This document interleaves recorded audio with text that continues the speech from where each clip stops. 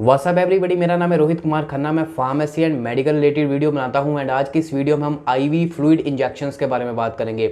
जी हां, IV fluid जो आप ड्रिप लगाते हो या फिर जिसको ग्लूकोज की बॉटल भी बोल दिया जाता है, उसमें कौन कौन से मोस्ट कॉमनली इंजेक्शन यूज़ करते हैं मेडिकल प्रैक्टिशनर या फिर फार्मासिस्ट, उसके बारे में बात करेंगे। आईवी फ्लूइड के बारे में अगर मैं आपको बताऊं, जैसे आपने देखा होगा डीएनएस की बोतल लगती है, एनएस की लगती है या फिर आरएल की लगती है, उसमें कौन कौन से इंजेक्शन मिक्स किए जाते हैं। क्योंकि अगर आप एक फार्मेसी स्टोर खोलने की सोच रहे हो या फिर आपने नया नया फार्मेसी स्टोर खोला है या फिर आप मेडिकल प्रैक्टिशनर बनने वाले हो, तो आपके लिए ये जानना बहुत ज़्यादा ज़रूरी है कि मोस्ट कॉमनली इंजेक्शन कौन से मिक्स करके जो डीएनएस एनएस या फिर आरएल की बॉटल होती है उसमें कौन कौन से इंजेक्शन डाले जाते हैं। एंड लास्ट में वीडियो में मैं आपको ये भी बताऊंगा कि कौन 2-3 इंजेक्शन ऐसे बताऊंगा जो आपने कभी भी मिक्स करके नहीं लगाने, वो इंजेक्शन जो है वो सिंगल आईवी आपको लगाने हैं हमेशा। सो चलिए वीडियो शुरू करते हैं। आप देखिए कौन से मोस्ट कॉमनली इंजेक्शन हैं जो आपको आपके फार्मेसी स्टोर के ऊपर रखने हैं, जरूरी होने ही चाहिए। सबसे पहला इंजेक्शन सेफ्ट्रेक्सोन इंजेक्शन, जो कि एक एंटी बैक्टीरियल काम करता है। जब भी किसी को कोई भी बैक्टीरियल डिजीज़ या फिर बैक्टीरियल इन्फेक्शन हो जाता है, सेफ्ट्रेक्सोन का इंजेक्शन बहुत कॉमनली यूज़ किया जाता है। आपने मार्केट में सुना होगा मोनोसेफ का नाम, तो उसका जो केमिकल कंपाउंड, उसका जो सॉल्ट है वो सेफ्ट्रेक्सोन ही होता है। ये बहुत सारी वाइडली मेनली यही यूज़ किया जाता है जब भी आप किसी मेडिकल प्रैक्टिशनर को देखोगे। नेक्स्ट जो इंजेक्शन है वो है सेफोटैक्सिम सोडियम। ये भी एक एंटी बैक्टीरियल इंजेक्शन है, ये भी यूज़ किया जाता है आईवी फ्लूइड्स में। नेक्स्ट इंजेक्शन जो है वो है आपका पिप्रासिलिन एंड टैजोबैक्टम। ये दोनों का कॉम्बिनेशन है, पिप्रासिलिन एंड टैजोबैक्टम।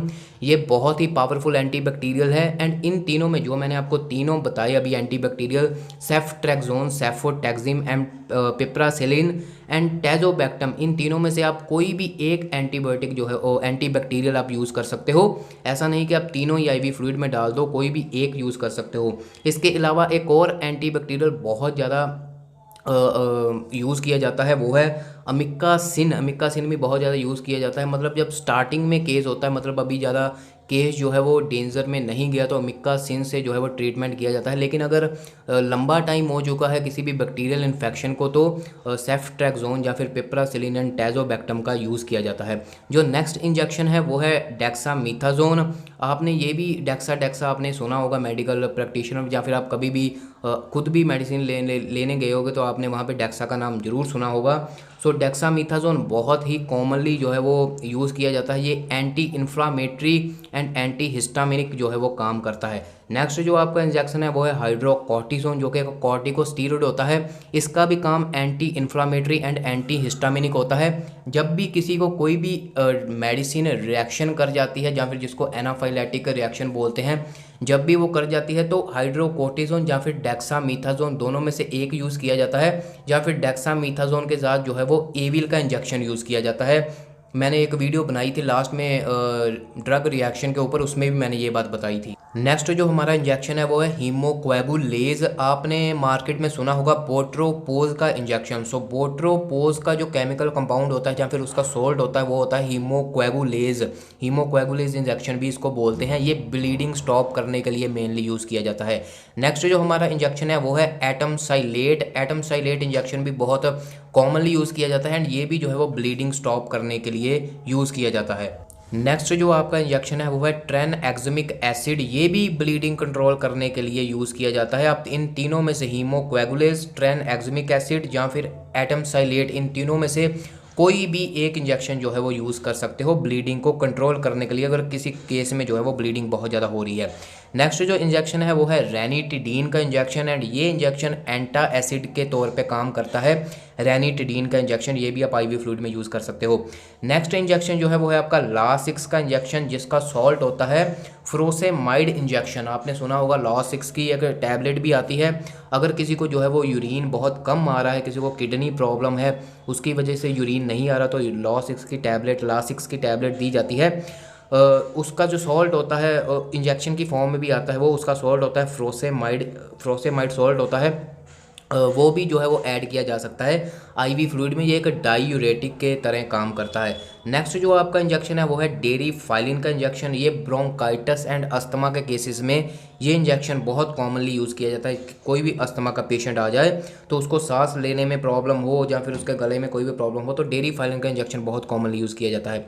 नेक्स्ट आपका इंजेक्शन है कैल्शियम ग्लूकोनेट का। ये कैल्शियम का इंजेक्शन होता है जब भी बॉडी में कैल्शियम के लेवल जो है वो डाउन चले जाते हैं, तब कैल्शियम ग्लूकोनेट का इंजेक्शन आईवी फ्लूइड के थ्रू दिया जाता है। नेक्स्ट इंजेक्शन जो है वो है पोटाशियम क्लोराइड, जिसको KCl भी बोला जाता है। ये जब पोटाशियम के लेवल बॉडी में डाउन चले जाते हैं तो पोटाशियम क्लोराइड KCl का इंजेक्शन यूज़ किया जाता है। And calcium gluconate and potassium chloride दोनों 10-10 ml की फॉर्म में आते हैं। नेक्स्ट इंजेक्शन है आपका MVA। ये एक मल्टीविटामिन का इंजेक्शन होता है। ये भी आप जो है वो आईवी फ्लूइड्स में मिक्स करके दे सकते हो। नेक्स्ट इंजेक्शन है आपका एस्कॉर्बिक एसिड का इंजेक्शन। ये एक विटामिन सी का इंजेक्शन होता है। बहुत सारे लोगों को विटामिन सी की कमी हो जाती है या फिर इम्यूनिटी की कमी हो जाती है। इम्यूनिटी जब उनमें कम हो जाती है तो तब एस्कॉर्बिक एसिड का इंजेक्शन दिया जाता है।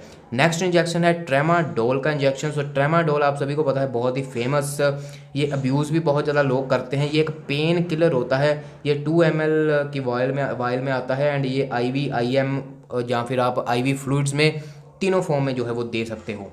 सो ये थे आपके सारे कॉमनली इंजेक्शन जो कि आईवी फ्लूइड के ड्रिप के थ्रू दिए जाते हैं। इसमें मैं आपको एक इन्फॉर्मेशन ऐड करनी चाहता हूँ। जो मैंने आपको कैल्शियम ग्लूकोनेट इंजेक्शन बताया, जो मैंने आपको potassium chloride MVA multivitamin and ascorbic acid जो कि विटामिन सी है, ये चारों जो मैंने आपको इंजेक्शन बताए हैं, ये चारों के चारों सिर्फ आईवी फ्लूइड्स के थ्रू ही दिए जा सकते हैं।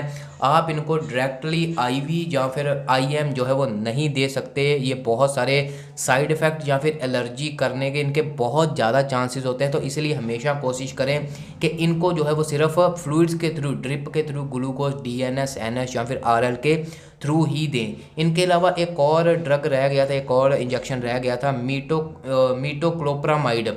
ये जो है वो वॉमिटिंग के केस में दिया जाता है। ये आप IM IV दोनों आईवी फ्लूइड्स तीनों के फॉर्म में जो है वो आप दे सकते हैं। अभी मैं आपको बताना चाहता हूँ कुछ 3 से 4 इंजेक्शन ऐसे बताऊँगा जो कि आपने कभी भी किसी के साथ मिक्स नहीं करने। वो अगर आप देना चाहते हैं तो डायरेक्टली IV दे सकते हैं या फिर आप उसको सिंगल फ्लूइड में, सिर्फ उसी फ्लूइड में, जैसे DNS NH या फिर RL की आपकी बोतल होगी, उसमें सिर्फ सिंगल इंजेक्शन होना चाहिए। उसको आपको किसी के साथ भी मिक्स नहीं करना है। सबसे पहला इंजेक्शन आ जाता है उसमें डिक्लोफेनेक सोडियम, जो कि आप सभी को पता है pain killer, as a pain killer दिया जाता है। ये आप IM भी दे सकते हो एंड इसको IV फ्लूइड भी दे सकते हो, लेकिन सिर्फ आप सिंगल, इसमें और कुछ भी मिक्स नहीं करना।